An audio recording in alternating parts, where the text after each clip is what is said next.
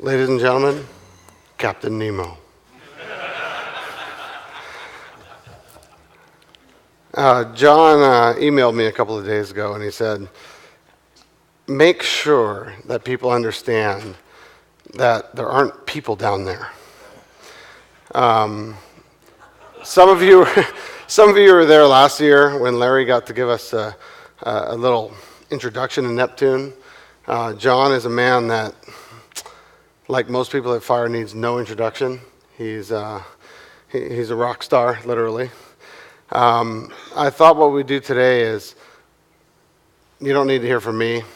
Most of you are tired from hearing from me. John's got a presentation. I think we'll let him give it. But John, I thought what we'd do is, some people weren't here last year. Neptune is a complex subject. So maybe give us the 5 or 10 minutes of what it is, kind of where you are, and then we can go to now, improvements from last year, and then the future. Can you live with 11.6 minutes? Absolutely. Well, I got to tell you that I'm really excited to be back here. I was in the meeting in Seattle, and it was a real pleasure.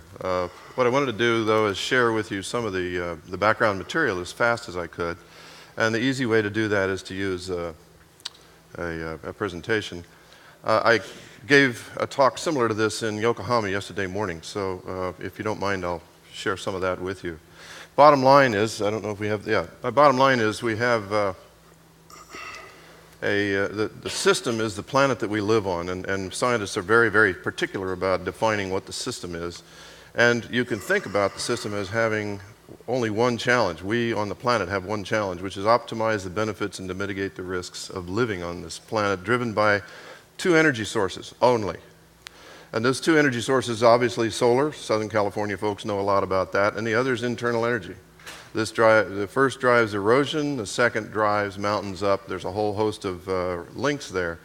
But what many people don't understand really clearly is how complicated the oceans are. And I've tried to capture in this image a small subset, less than 10% of the processes that operate in the ocean, and they interoperate. So it's very important you realize that the oceans are incredibly complicated, and yet we are completely dependent upon the oceans. It is the flywheel of climatic stability. It is the life support system of the planet Earth, if you want, the spaceship Earth, if you like. These are the parts that are driven by the solar input, and here underneath are the parts that are really driven by the heat from interior.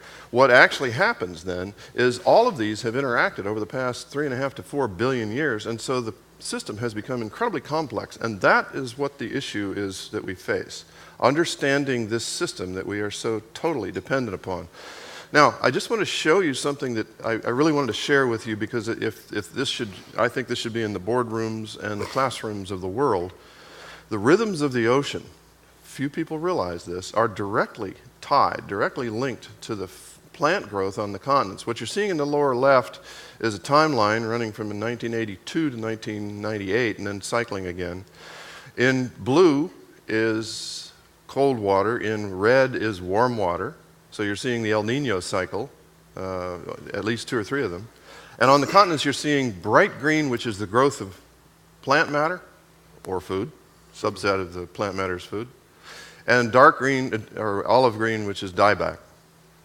The main point I'm making here is that the whole pattern changes when there's an El Nino cycle. The amount of food, the location of the food, the quality of the food, flooding, drought, everything else is directly tied to the rhythms of the ocean.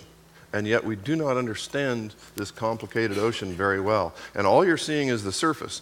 Let's look at this whole complicated system in another light. This is the same data, higher resolution, and what you're looking at here is warm colors, warm water, cool colors, cold water, and what you're really seeing is how complicated even this one variable, sea surface temperature, is. With this complexity, linked to another 200 or 300 interactive processes, you have a system that is providing 50% of the oxygen in our atmosphere. You have a system that basically drives weather and climate across the continents where humans live. You have a system that most people are unaware of, and yet it is absolutely crucial. So what do we do about this? Well, Marcel Proust has this wonderful, wonderful quote. The real voyage of discovery consists of seeking new land, not so much seeking new landscapes, but actually having new sets of eyes. I would argue that technology is on the verge of providing us with a new set of eyes. And Larry Smarr and I got together a couple of years ago, and we did a program in which we did not use seafloor fiber optics, but we used fiber from the surface ship to the seafloor. Some of you may have seen this before, but I want to show you within less than a second, people in Beijing, Amsterdam, the National Science Foundation in Washington, D.C. were seeing these images 1 second after they were taken on the seafloor. This is what we were able to do with remarkable effort. It took a lot of effort. Now, where are we at this day? We have the National Science Foundation being prepared, has actually delivered about $700 million over the next 7 years in order to transform the way we're doing ocean sciences. The reasons, the oceans are complex and they're central to the quality of life. We're changing rapidly but not predictably, and the single most important point is that we are data poor when it comes to the oceans. So getting predictable models, no matter how good the computers are, predictable models are not possible unless you have enough data to actually vet the models. That's what this program is about. Here's what it's going to look like. 2 installations in the southern hemisphere, satellite-linked, battery-powered. Northern Hemisphere, 4 installations. The ones in circles, satellite-linked, battery-powered. The one on the East Coast, satellite-linked, battery-powered with wave energy. The one on the West Coast is using next-generation technology in the sense that it's using fiber optic network across the sea floor to empower the kinds of things that I just showed you, that very high bandwidth. This is, to the first order, this is what has been funded by the National Science Foundation in round numbers. Over the next 7 years, it's going to be about $200 million. So the feds have put money into starting a new era of studying the oceans. We had to go somewhere to do this, and in this particular location, we're partnering, in fact, in general, with the Canadians who also started down this path at the same time we did. And this is what we imagine happening in the Northeast Pacific. That's Vancouver Island at the top of your screen, and what you're looking at is the Juan de Fuca tectonic plate, and you're also looking at a place where there's a big industry of fishing. There's all the weather of North America comes across basically the west coast. So we're looking at this area from the oceanographic point of view as well as from the plate tectonic point of view, the major earthquakes, and the linkages between earthquakes and how the ocean itself works. I'll talk just a moment about that. But the abundant power and the unprecedented bandwidth that's involved here is going to transform what we're doing. Let me just give you a quick glimpse. This is an animation of what the seafloor would look like inside an underwater volcano. Think of this as Hawaii, except it's underwater. It's about 1,500 meters deep. And here is what it would look like if you were able to somehow turn on the lights and fly through the system. We have a system here that shows a mooring, a next generation mooring, with an elevator that's constantly moving up and down and can be controlled from land. We have, and it's going to have something like 8 to 10 to 15 sensors on it. We also have on the sea floor this colony, I like to think of it, but it could be an underwater city made up of robots if you like. And this is exactly what you're referring to. And here you get a sort of a bird's eye, or I guess a dolphin's eye view of what the installation on the seafloor would look like. Many, many different instruments, all connected to the internet, all beaming information through the internet all over the world in real time. The data is not held back. It is made available to anyone who wants it. Over here, we're heading toward a submarine hydrothermal system, and we have many, many, many instruments, including cameras that can be turned on and off in this system. All of this, at very high bandwidth, we'll be able to, a gigabit, 1.5 gigabit per second stream of data from a high-definition video camera. This is the way we used to do oceanography, all right? Realize we've come a ways. This is me when I was young. Younger than this chap here. I'm on the front of the boat right there. And this is what we're faced with today. You all know about the connectivity of the planet. We're using what is now connecting all of us. 95% of all your communications happen through fiber. They don't happen through satellites so much, okay? What about tomorrow? That's what you folks are interested in. That is what this is about. Well, what happens tomorrow is that there are a host of emergent technologies that are coming out of the rest of the world around us in oceanography. They're not being developed in oceanography, but we're going to be using them in oceanography. And they're going to converge in an exponential fashion, and that's my point here. Each of the panels around the edge, except for the wave, which is the wave of progress that we're going to ride into the future, power delivery from the environment, robotics on the upper right, ecogenomics, which I'll show you in just a second, digital imaging, which won half of the Nobel Prize for Physics, fiber optics, and next generation fiber optics with semiconductors in the fiber itself, going to change things. Cloud computing, you know more about than I do, and nanotechnology. All of these things will be brought together by this fiber optic cable that we will have, because we will not be bandwidth limited and we will not be power limited. We can experiment, we can play, we can try new things. We can teach young folks to try new things. This is going to be very, very attractive. So this is basically what we're talking about, is this platform on the seafloor and in the ocean, overlying ocean, that allows us to interact with the oceans in fundamentally new and different ways. Delivering power and bandwidth into the ocean will dramatically accelerate the technological adaptation and the innovation. It's riding that wave of innovation, which is so powerful for attracting young folks into these kinds of environmental systems. Here is an example of what we will be able to do within 5 years. The fiber cable on the seafloor, an event takes place. It could be a harmful algal bloom, it could be an erupting underwater volcano, it could be any perturbation whatsoever. You want to know what's going on in the environment, you turn on the pumps. You're not there, you're in your laboratory or your entertainment room, depending on how much you have contributed to the program. I didn't say that. You turn it on, and this is the base of the food chain we're talking about here, and then you hit the analytical button, and every one of these things starts pumping out genomic information about the environment. So we have the power and the bandwidth, and we have the physics and the chemistry and all the biology of the entire volume. This is very, very powerful and very, very exciting. Another thing, say there's something out there that you want to get a sample of. We have autonomous underwater vehicles, AUVs, that are parked in garages that are nearby. And this is axial volcano, the one I just showed you. There's the cable up on top of it. These are earthquakes, real earthquakes. And we determine on the top of that volcano, in the light blue portion, that it's actually erupting. So, of course, we draw a box around it, and we deploy the autonomous underwater troops that fly into the area. They fly right into the erupting plume. They take a sample.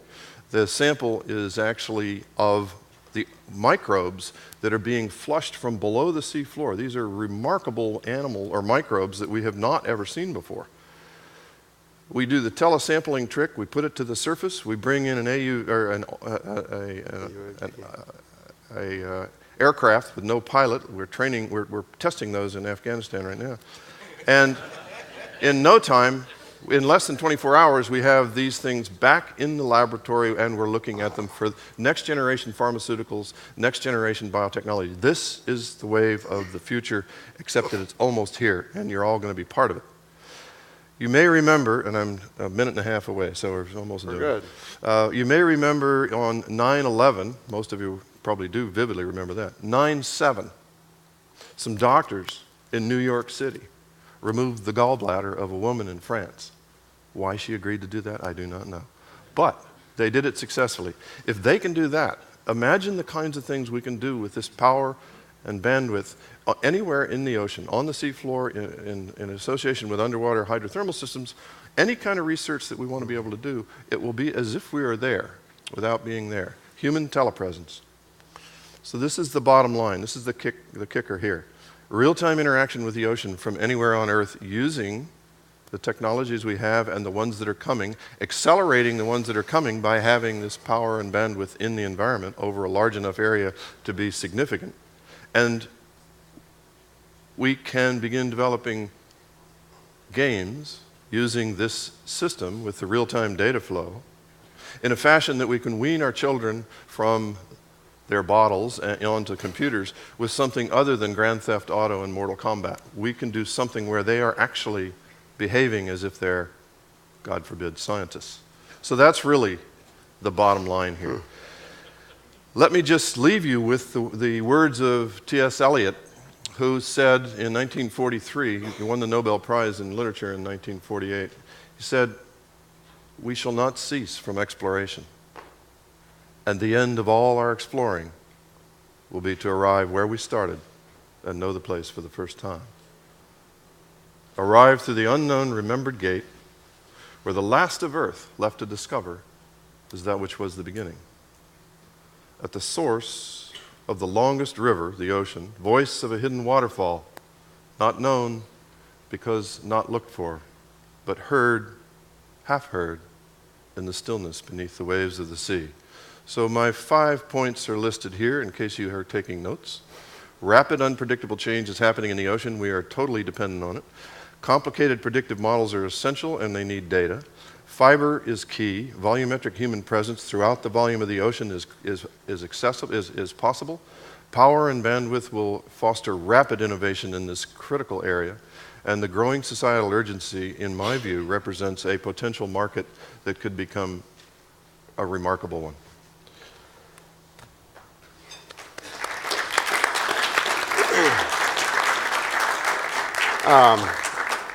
Any man who can quote that much T.S. Eliot this early in the morning after flying from Yokohama and drinking with us last night is an amazing man indeed. A couple of things leap to mind, John, on this, and first and foremost, obviously, is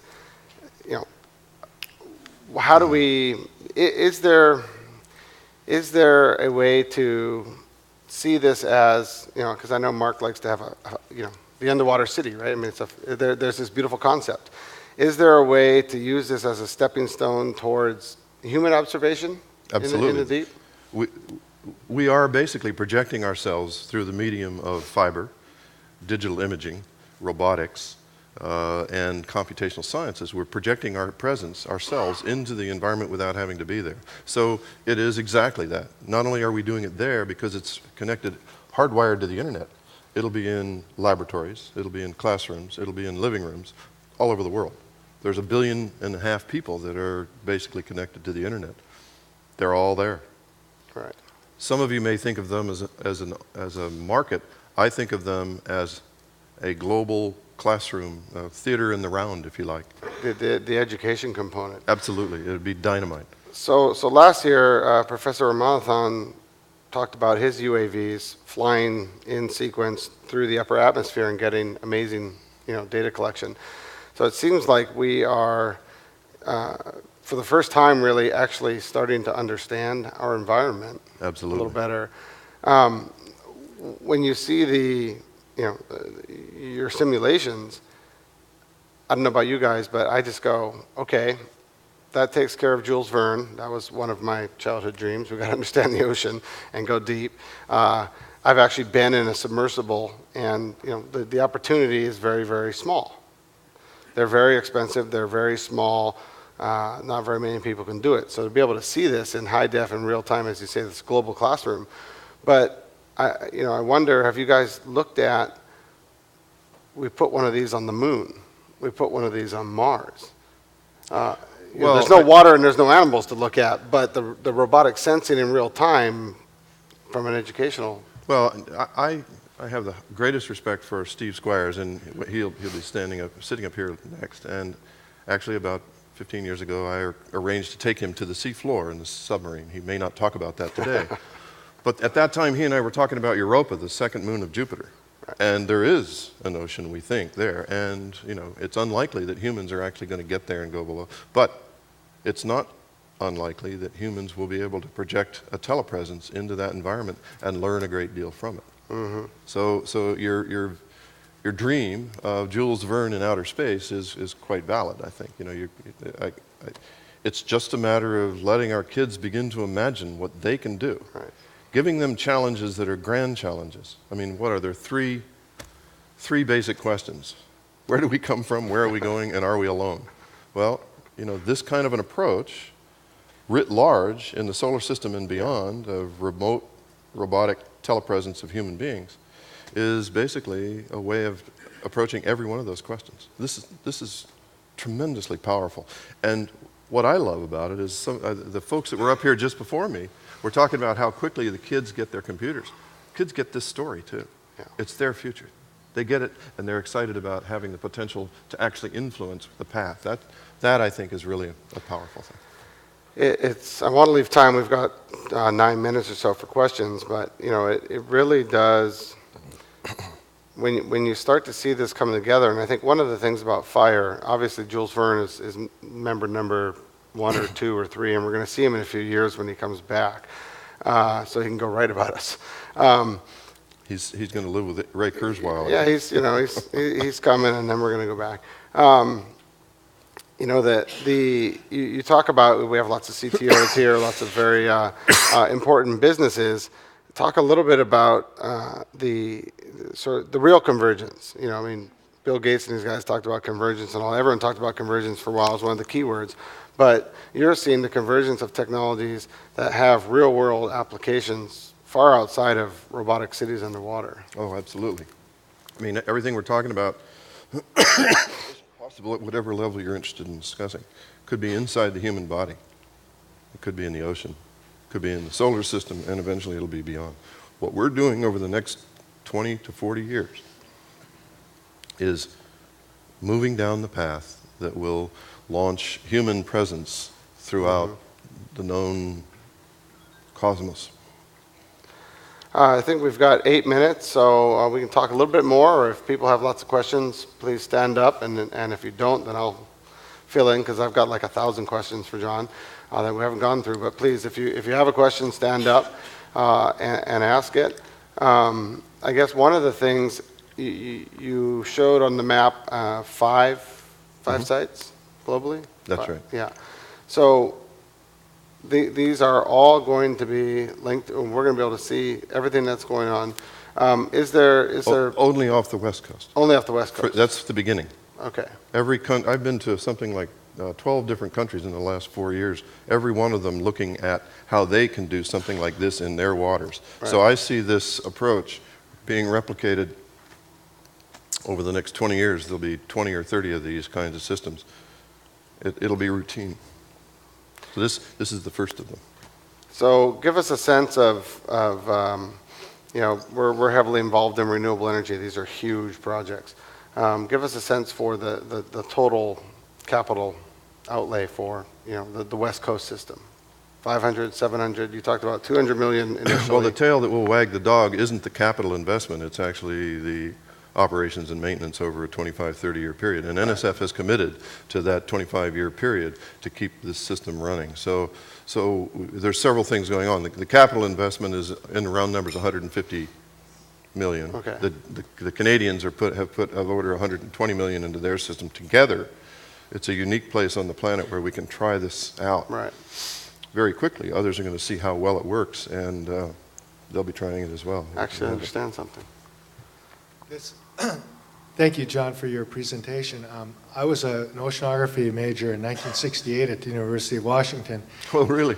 What I learned that summer was that I couldn't overcome being seasick on your NOAA vessels, so I gave up that major, but I'm just in awe of what you've done off the West Coast. There are now software packages that you can watch that'll make you seasick without leaving home.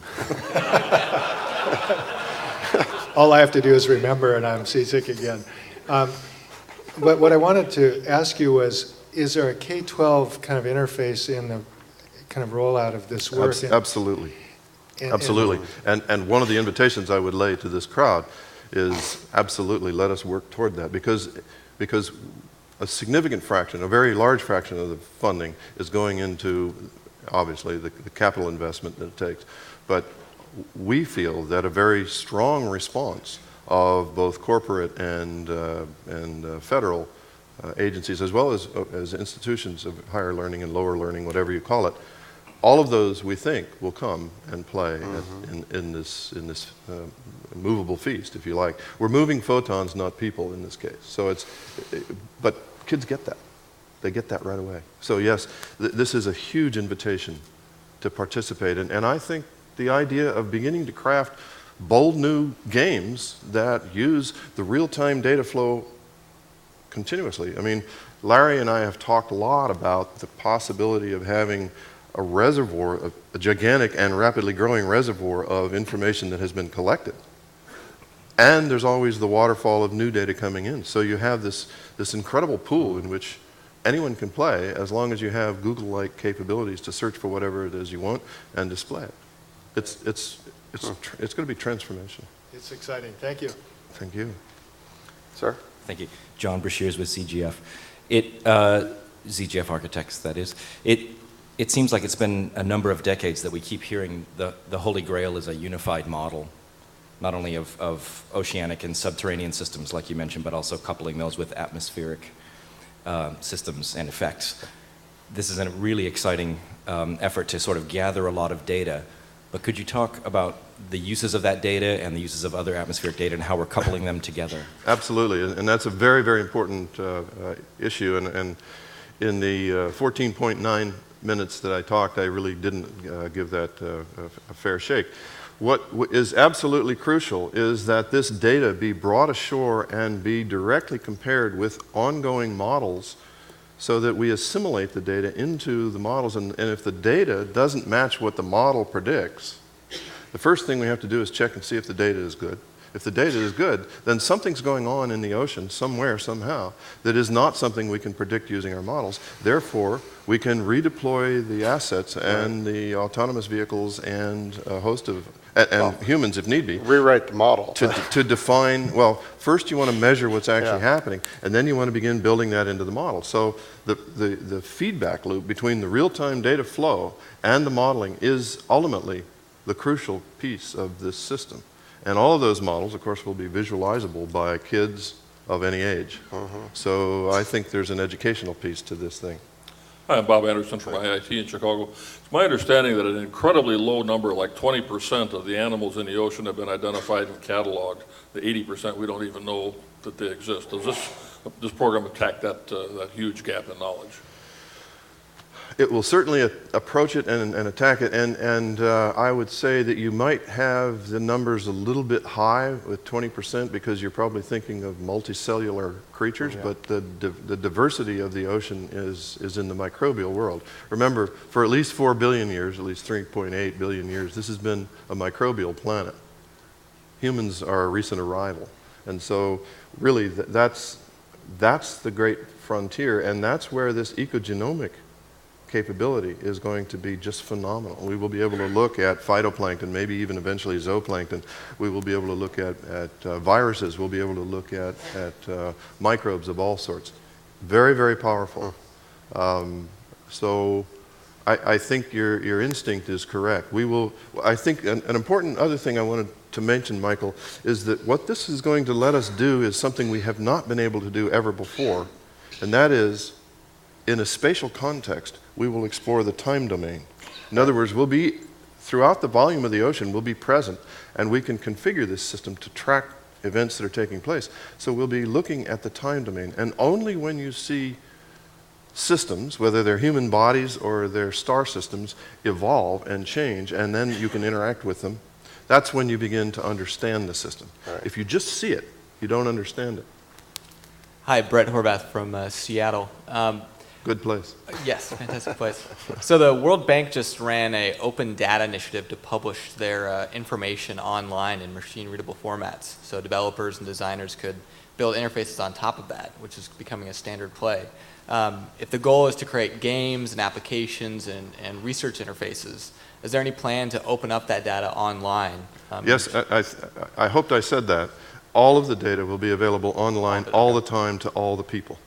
This is totally wide open. Now, that creates a problem. It's like sipping from a fire hose, especially if some of the fire hose is acid or some other thing. So you really, I think the market opportunities here are at the next level up of distillation and interpretation and translation for the human race, really. So yeah, I think the data will be wide open. You think nothing of watching the weather report.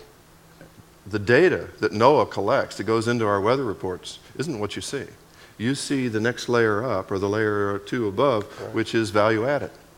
And that's done in a private industry mode. There's a lot of opportunity here. It's not just a group of academics and eggheads like me. We've got 2 seconds, so everybody, John Delaney, Captain Nemo, The man.